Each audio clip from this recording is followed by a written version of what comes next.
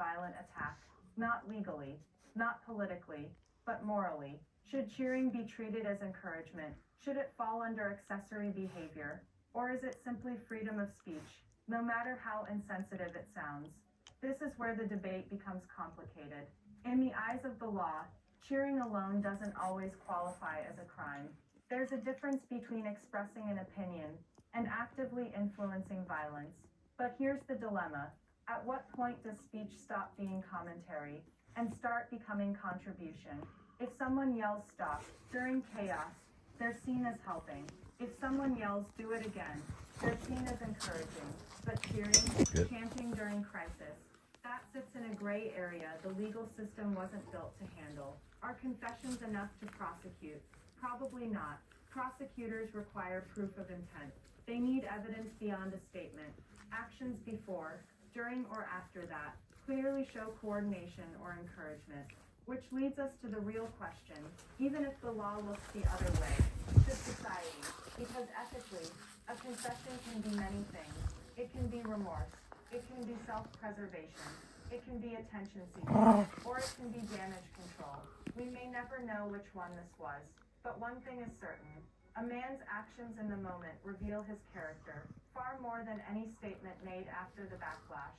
And if cheering during tragedy can be excused as just a misunderstanding, what else are we willing to excuse next? Before investigators could even finish their first report, the internet had already decided who the hero was and who the villain should be. Viral clips replaced verified facts. Screenshots became testimonies. And suddenly Charlie Kirk's final moments and Tyler Robinson's future weren't treated like human lives. They were turned into hashtags, trophies, and talking points for whichever side could shout the loudest. People rushed to assign halos and horns based not on actions, but on political identity. If you agreed with one side, you were labeled patriot. If you questioned anything, you were labeled traitor. But since when did asking for the truth become controversial? Online confessions, whether real, staged, or manipulated, were shared like collectibles. But let's be honest, a confession posted online can be propaganda. It can be deflection to derail an investigation. It can be manipulation to sway public emotion. So here's the uncomfortable question. Are we seeking justice, or are we letting algorithms decide guilt? Because every time we share a clip without context, every time we quote a line without fact-checking, every time we cheer for one life while dismissing another, we risk turning truth into entertainment and justice into a popularity contest. And Charlie Kirk, a real man who lived, breathed, and fought for what he believed, deserved better than to be reduced to clickbait. Tyler Robinson, a real young man now carrying a weight no one his age should carry, deserves clarity, not chaos. If we care about humanity, then we must demand more than headlines. We must demand the full story. This isn't just about one act of violence.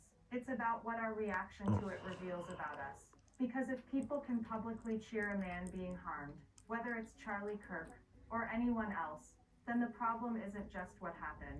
The problem is that we've grown comfortable watching it.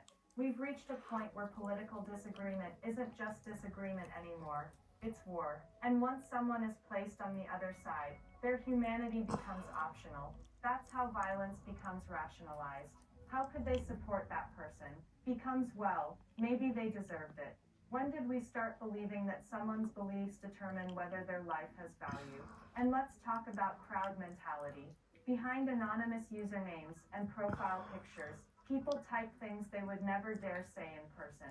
One bold comment becomes 2, 10 become 100. Suddenly cruelty isn't shocking, it's trendy. But anonymity doesn't erase responsibility. A mob chanting behind screens is still a mob. Then there's trust, or rather the lack of it. People don't trust the government. They don't trust law enforcement. They don't trust the media. So instead of waiting for verified answers, they build their own, fueled by emotion, speculation, and selective evidence. But justice built on bias is not justice, it's vengeance. If Charlie Kirk's death, if Tyler Robinson's involvement has shown us anything, it's that society is standing at a crossroads. Are we going to keep playing team versus team, celebrating when the opponent falls? Or are we finally going to say no human being, no matter their beliefs, deserves to become entertainment for the crowd. Because if we can't agree on that, then maybe the real crisis isn't in our legal system. Maybe it's in our hearts. At the end of the day, a confession may let a person explain their side, but it doesn't erase the moment that came before it. It doesn't undo the impact. It doesn't soften the pain. It doesn't change that Charlie Kirk is gone, and Tyler Robinson is forever tied to that moment. So before we as a society rush to judge, or worse, Wow, got some orbs there, man. We got some orbs. Cut.